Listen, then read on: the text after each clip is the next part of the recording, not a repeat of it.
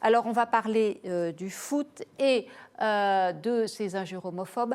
Paris, vous êtes des PD ici, c'est les hommes qui parlent. C'est en ces termes que l'ancien joueur de Manchester et ancien capitaine de l'équipe de France, Patrice Evra, a commenté la défaite du PSG, c'était le 6 mai dernier. Plusieurs associations ont déposé plainte aujourd'hui contre lui. La ministre des Sports, qui est outrée par les cris homophobes lancés récemment par les supporters du PSG contre l'OM, a décidé aussi de s'emparer du sujet et elle menace les clubs de sanctions. Donc la présidente de la Ligue de football, Nathalie Bois de la Tour, s'est exprimée sur le sujet dans une interview au Parisien. Voici ce qu'elle dit. On lui demande si elle a été choquée par ces chants homophobes. Et elle dit « C'est le folklore du foot. J'assiste à plus de 50 matchs par an. Ce sont des propos qu'on entend régulièrement. Ça ne veut pas dire qu'ils sont acceptables, mais ils font partie de l'expression d'une ferveur populaire qu'il faut prendre comme telle. » Martin. C'est quoi la question ? Folklore, elle vient, elle arrive. Plutôt côté Nathalie Bois de la Tour, présidente de la Ligue, c'est du folklore, ça a toujours existé dans les stades, il ne faut pas le prendre pour argent comptant. La réalité, c'est que ça a toujours existé dans les stades. Et effectivement, il y a même des supporters parisiens qui, sur Twitter, ont réagi au propos de Roxana Maracineanu en disant « Vous voyez, on n'est pas homophobe parce qu'on parle d'enculer les Marseillais. » Donc, pour dire la blague, quand on va au stade, et notamment lors d'un match PSG-Marseille ou Marseille-PSG, ce qu'on entend dans les tribunes est assez effrayant. Là, ça a été encore un petit peu plus le cas lors de ce match-là, parce que les supporters parisiens avaient décidé de ne pas supporter leur propre joueur suite à l'élimination et l'humiliation contre Manchester. Et donc, du coup, il fallait bien chanter des trucs, et donc ils ont chanté un peu plus que d'habitude contre Marseille. C'est vrai que c'est effrayant.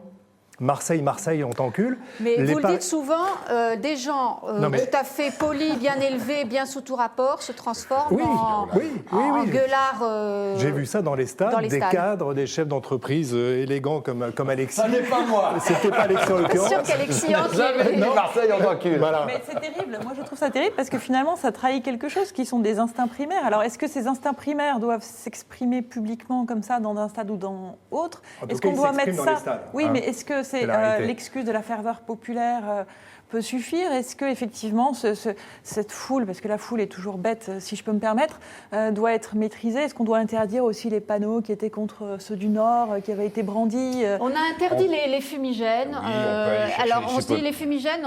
Bon, on a réussi à maîtriser un peu le. Non, d'ailleurs, ça continue.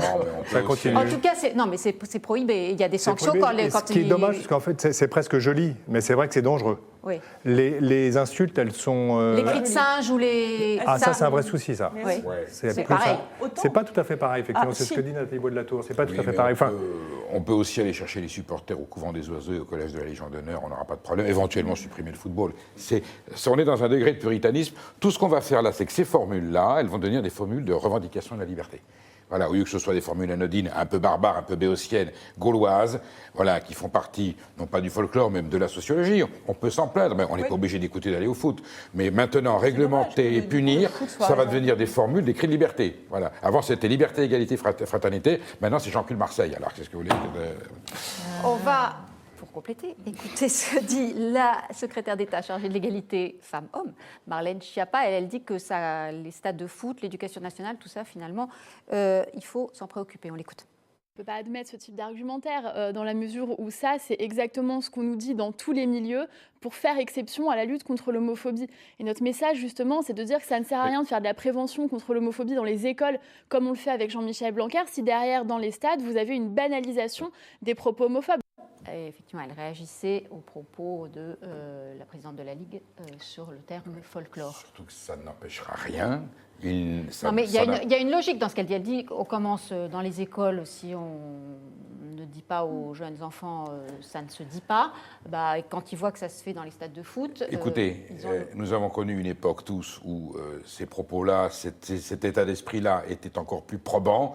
L'école se portait mieux, la civilité se portait mieux et le respect entre citoyens se portait mieux. Et depuis que ces gens-là sont au pouvoir... C'était mieux avant. C'était pas mieux avant, c'était comme ça. Et depuis que ces gens-là donnent des leçons et introduisent une police de la pensée, jamais on a eu dans ce pays autant de crispation, de haine, de violence. Mais la police de la pensée, c'est un délit. C'est pas une police de la pensée, la Péricot. Si, ça fait maintenant 10 ans qu'on en a... Surtout d'ailleurs sur les opinions politiques, il y a des choses qu'on peut plus dire. On se fait l'autre de sale voilà, pédé, maintenant, oui. voilà, on a un doute sur l'Europe, on devient quasiment un néo-nazi. Entre la pyramide du Louvre, cette euphorie qu'on avait le 17 mai, et c'est l'état de la France aujourd'hui, je crois que des gens comme Madeleine Schiappa devraient faire attention aux consignes morales qu'ils sont en train de donner, parce que l'effet est totalement contre-productif, et ce à quoi on assiste, c'est exactement le contraire de ce qu'ils veulent. Dans les stades, c'est avant le 17 mai 2017. Ouais. Ce qui est vrai, c'est que dans le foot a un vrai problème avec l'homosexualité. C'est-à-dire qu'il y a très très peu de joueurs de foot, par exemple, qui ont déclaré leur homosexualité. Rien, quasiment un ou deux.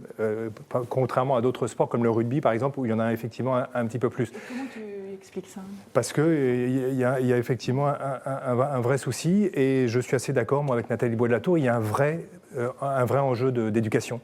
Oui. Il y a un vrai enjeu d'éducation. C'est le lien entre l'éducation nationale et les matchs de foot. Si les enfants sont bien élevés dans les écoles, on aura peut-être moins de cris comme ça dans les stades. On considère que ce sont des sports virils, brutaux, de confrontation. Le rugby l'est. Bien sûr, donc tout ce qui peut être... Alors l'homosexualité, c'est efféminé, donc, mais c'est comme ça, c'est la nature de ce sport. On ne va pas introduire aujourd'hui des codes moraux, politiques et répressifs pour dire vous n'avez pas le droit de penser ça, vous exprimez ça. Ou alors on arrête l'activité.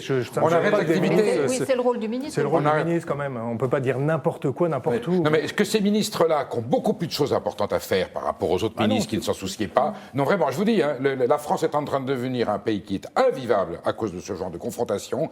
Avant, c'était encore plus probant, il n'y avait pas ce problème. Donc, qui pensent un petit peu à ce qu'ils sont en train de provoquer. Qu'en pensent nos internautes? Ils sont nombreux à réagir sur le sujet. Faut-il sanctionner les clubs de foot dont les supporters entonnent des chants homophobes? Telle était la question qu'on vous posait. Vous êtes 52% à dire que oui, donc c'est assez partagé, mais c'est quand même 52% pour dire que oui. Les clubs, alors Thierry nous dit, les clubs de foot portent une part de responsabilité à accueillir dans les stades les colporteurs de haine. Ils ont les moyens pour agir, mais peut-être font-ils du clientélisme à des fins de remplissage.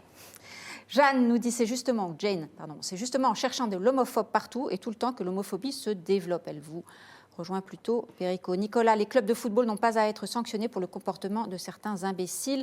Laetitia nous dit, dans ce cas, il faudrait sanctionner tous les clubs car leurs supporters ont tous des chants homophobes ou à connotation homophobe. Il n'y a pas que le PSG et l'OM. Oui, ce qui est vrai, ce qui est terrible, Marie-Amélie, si vous me permettez, c'est que le foot fait un travail fantastique au niveau de l'éducation dans tous les petits clubs. Moi, j'ai un gamin qui on a joué en banlieue. Là-bas, on leur apprend à faire les lacets, c'est quasiment là que les gamins prennent leur seule douche de la semaine. C'est pas rien. Et finalement, le foot est résumé effectivement à ces cris dans les tribunes du PSG, du parc. Ça, c'est vraiment. Le football récupère des territoires dits perdus de la République. C'est le football qui les récupère et qui remet de la République la citoyenneté. Alors, s'il y a ce genre de dérive, ça, c'est beaucoup moins grave que certains propos d'irresponsables de certains responsables politiques. Et la valeur du travail de groupe, du collectif dans le foot qui est quand même très intéressante. Mais quand ça se dit devant des officiels, alors c'est vrai, mais quand il y a effectivement un joueur de PSG, il y a tout un tas de gens tout à fait respectables qui sont là, mais qui... un ministre ne peut pas dire oui, c'est bien, c'est formidable, allez-y les petits gars, continuez à crier ça, c'est normal. Bon.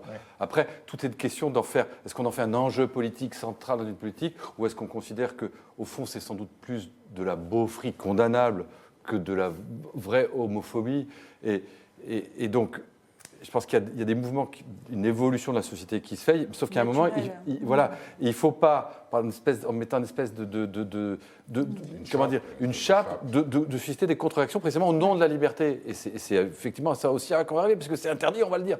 Bon, mais on sent bien que les choses, les esprits sont en train d'évoluer. Après, le foot est un sport populaire, et donc c'est un moment d'exaltation, parce que quand une foule est réunie, c'est exaltant. Et donc, quand une foule populaire est exaltée, sort d'elle ce qu'il y a dans la population. On ne va pas changer le peuple. Il faut petit à petit laisser les évolutions se faire, les accompagner, mais pas au forceps, pas en tapant sur la tête des gens.